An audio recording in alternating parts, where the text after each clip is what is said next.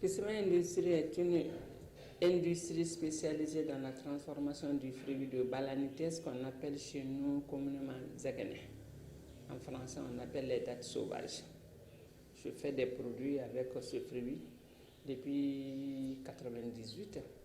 Donc, on a pu faire 5 produits consommables avec ce seul fruit. Donc, il s'agit des infusions, il y a des bonbons.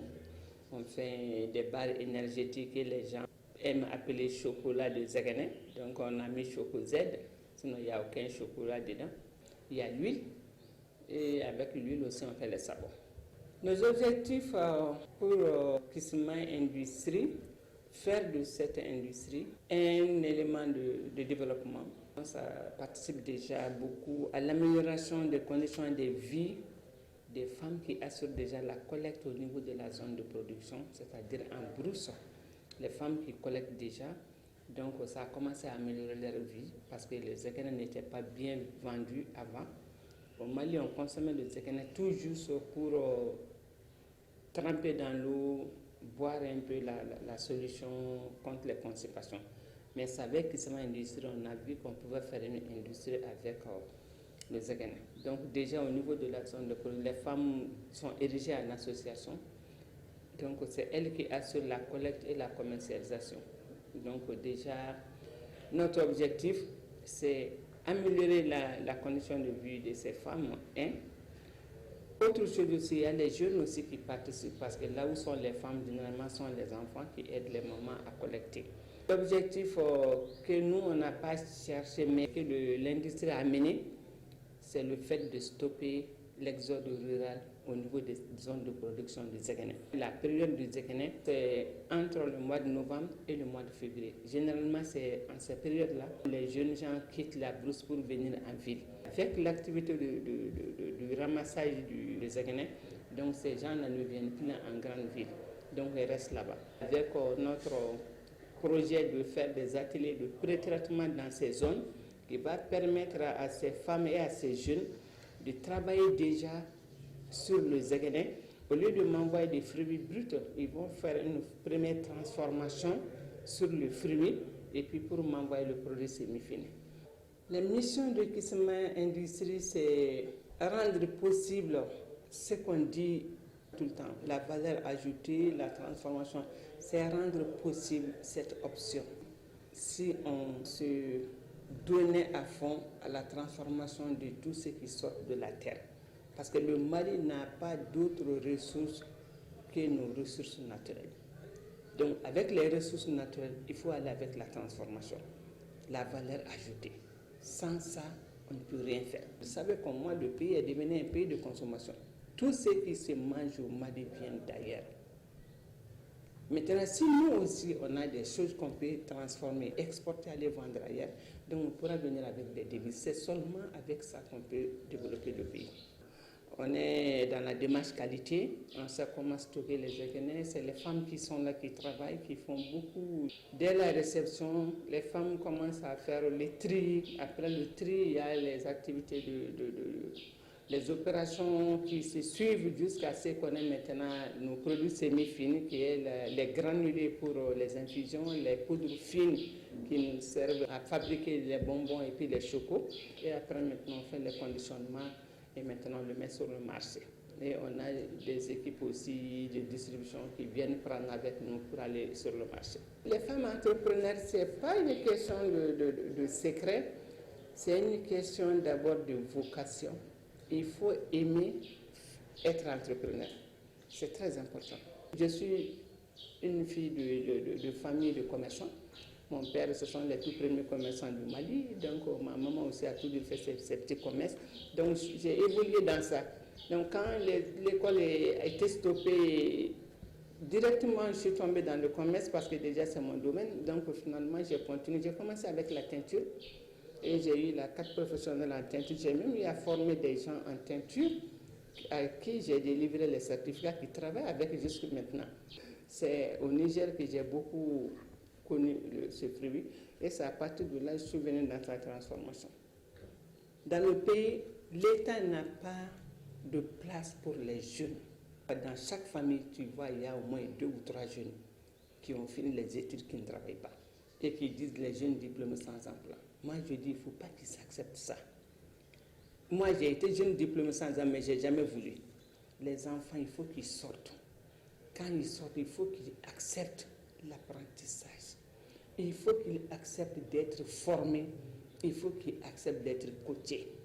C'est ce qui manque à la jeunesse du Mali. Si tu vois un jeune déjà sur le terrain qui est en train d'émerger, c'est ce jeune a été coaché par quelqu'un d'expérimenté. En tout cas, a eu une expertise quelque part. Il faut qu'ils viennent vers les entrepreneurs pour se faire accepter et qu'ils apprennent autre chose qui n'est pas ce qu'ils ont appris à l'école. Parce que dans ces pays en Europe, à partir de 18 ans, l'enfant n'est plus à la charge de ses parents.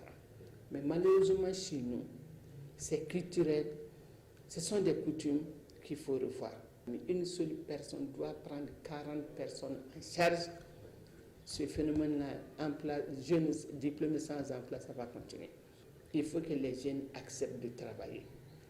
Moi, je dis au Mali, c'est un déficit, c'est un problème. Il faut trouver la solution. La population malienne est très jeune. Et si cette population doit rester et attendre quand même des vieilles personnes, là, ça ne va pas. Ça doit être le contraire. Mais malheureusement, c'est le phénomène qu'on voit ici chez nous. Moi, j'appelle les jeunes. Je suis sûre qu'ils peuvent faire quelque chose. Il faut qu'ils enlèvent de leur tête. J'ai fait l'université. Moi, j'ai le doctorat. J'ai telle ou telle maîtrise. C'est pas ça. Tant que tu ne peux pas te prendre en charge toi-même, tu ne peux rien dire. Malgré tes diplômes, on va te voir autrement. Tu es regardé avec dédain parce que tu n'es pas responsable, tu n'es pas capable. C'est ce qu'on peut dire. Nous, on est confrontés plutôt à des problèmes techniques. Parce que moi, ce que je fais, c'est un nouveau produit. Dans le monde entier, je suis seul à faire ce produit. Donc, même si je dois faire une machine, il faut que ça se fasse sur mesure. Je voyage beaucoup, donc les gens commencent à comprendre et techniquement aussi, on commence à trouver la solution. Donc, le système de banque commerciale n'est pas très développé au Mali. C'est les banques conventionnelles classiques qui sont là. Donc, on fait avec. Parce que si tu vois qu'au niveau du financement, si une banque doit te financer des investissements pour une industrie à 10% ou 15% de taux d'intérêt, c'est un peu compliqué. Et que la banque ne peut pas aller au-delà de 5 années de durée, c'est un peu compliqué. Parce qu'une entreprise, normalement, c'est à partir de 10 ans, les investissements pour pouvoir les amortir. Donc, on est confronté à ces difficultés. Et puis, l'écoulement des produits. L'écoulement des produits. Ça aussi, c'est une difficulté majeure, il faut le dire. L'écoulement des produits, ça pose problème à deux niveaux.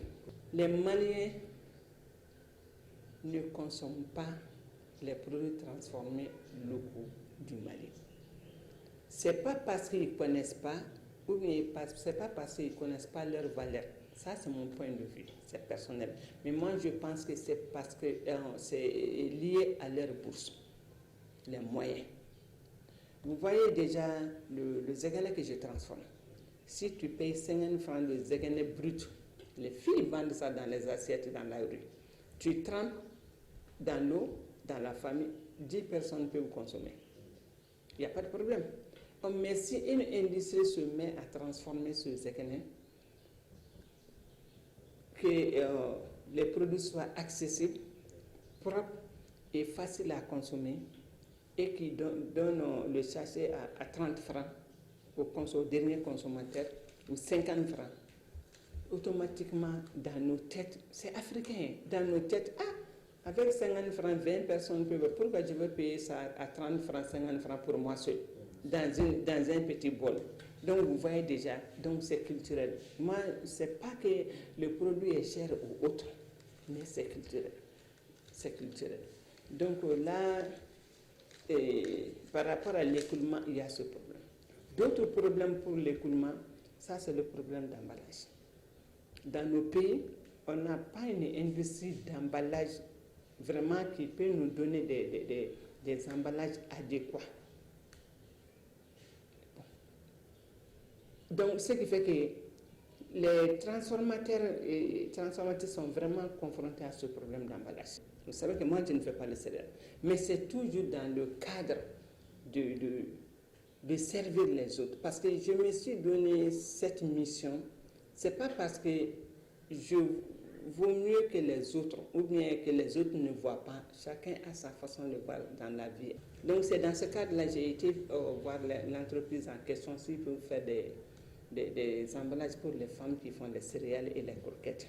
Le prix que l'entreprise donne, les femmes ne peuvent pas prendre des emballages à ce prix. Si l'État peut subventionner certaines choses, taxes pour cette entreprise, pour qu'elle puisse fabriquer les emballages pour les femmes. Finalement, les emballages sont là sous mes bras, donc on n'a pas pu faire quoi que ce soit avec. Mais franchement, il faut que l'État voit cet aspect-là. Moi, je le fais pour ces femmes, parce que la plupart de ces femmes n'ont pas la chance, par exemple, de s'exprimer comme moi je suis en train de le faire maintenant. Donc, si une a eu la chance, qu'il peut s'exprimer, qu'il peut parler aux autorités, vraiment, il faut que la personne parle au nom de toutes les femmes. Au Mali, vous pouvez rencontrer toutes les femmes, elles te diront que Mme Simpara fait tout pour toutes les femmes, mais pas pour moi seule. Si je devais faire tout pour moi seule aujourd'hui, je n'allais pas avoir, en tout cas, même si je veux, je n'allais même pas aller avec cette industrie. Au moins, je suis mariée, mon mari me prend en charge, je n'ai pas de problème, donc j'allais rester chez moi sans travail. Mais du moment où j'ai accepté le travail et que j'ai trouvé des gens sur ce secteur et que je vois qu'il y a des problèmes, si je me sens capable de lever certains défis et puis de rendre service aux autres qui n'ont pas la chance de faire tout ce que moi je peux faire, moi de faire, ça ne me dérange pas. Le AWEP, c'est un programme du département d'État américain. Si je suis AWEP aujourd'hui, c'est parce que je suis femme entrepreneur. Quand les Américains ont envoyé leur ambassade ici pour sélectionner les femmes, il y a 1001 femmes comme Mme Simpara. C'est une question de chance, moi je le dis comme ça. C'est pas que je suis mieux que les autres, non. Il y a 1001 femmes comme Mme Simpara. Mais quand j'ai eu la chance d'être sélectionnée, donc on a été à la première édition. Et à mon retour, la première des choses que j'ai eu à faire, c'est d'appeler les autres femmes. Parce que déjà, c'est l'idée des Américains. On fait venir une femme capable, non seulement qui travaille, qui est entrepreneur, mais capable de rassembler le maximum de femmes. Donc c'est comme ça, moi j'ai fait venir beaucoup de femmes autour de moi. Je les ai expliqué le programme.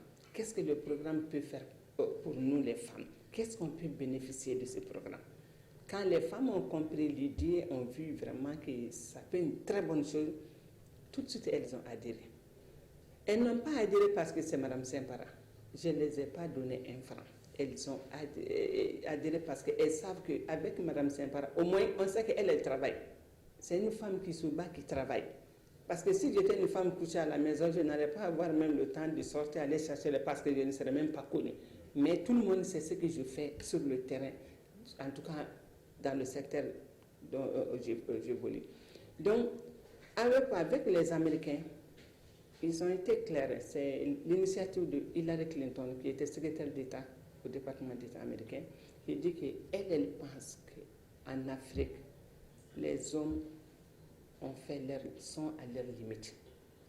Et que dans les recherches et les études, toutes les recherches, les études ont montré que le développement de l'Afrique, c'est les 100 années à venir, ça sera avec les femmes entrepreneurs.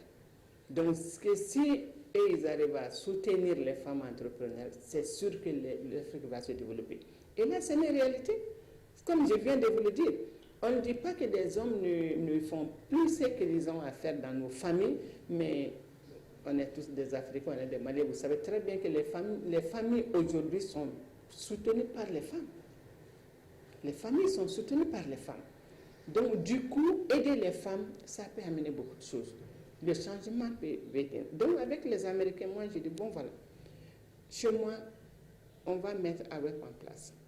Donc, il y a eu, depuis 2010, il y a eu beaucoup de choses. Donc, finalement, en 2015, tout de suite, là, après le sommet Afrique-Amérique, j'ai été invité toujours en tant qu'AWEP. Donc, à mon retour de là-bas, maintenant qu'on a pu mettre AWEP, lancer le programme, et maintenant, le programme fonctionne à merveille. Les femmes ont confiance en moi. Ce que j'ai dit aux femmes, les femmes ont compris. Parce qu'en entrepreneuriat, c'est l'autonomie qui est d'abord la priorité. Tant qu'on n'est pas autonome, on ne peut rien réaliser. Et on a vu que dans nos pays, pour que nos femmes soient autonomes, ça pose beaucoup de problèmes. Et là, on a dit aux Américains, nous, on est confrontés au problème de garantie auprès des banques. Et tout de suite, ils ont pu trouver la solution à ces problèmes. Parce que là, déjà, ils ont mis des fonds au niveau de 2 banques au Mali ici. Et ces fonds, maintenant, pour l'accessibilité des femmes à ce fonds, ils viennent d'ouvrir un bureau.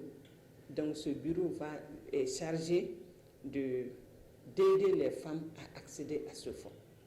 Et là, déjà, le bureau est passé me voir le mardi passé. On a échangé, on a beaucoup travaillé. Et maintenant, je vais faire rencontrer maintenant le bureau avec une rencontre maintenant. Je vais faire une rencontre avec le bureau et les commissaires principaux. Parce que moi, j'ai érigé les femmes leaders en commissariat.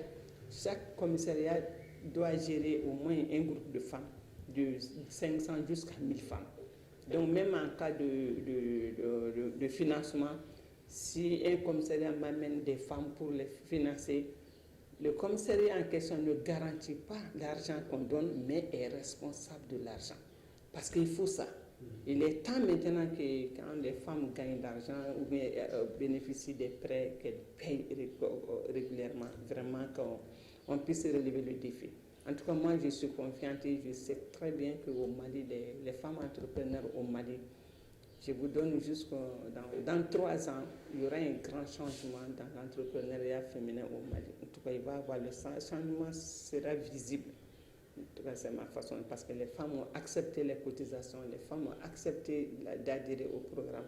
Elles ont compris le concept. Donc là, déjà, je crois que ça va aller.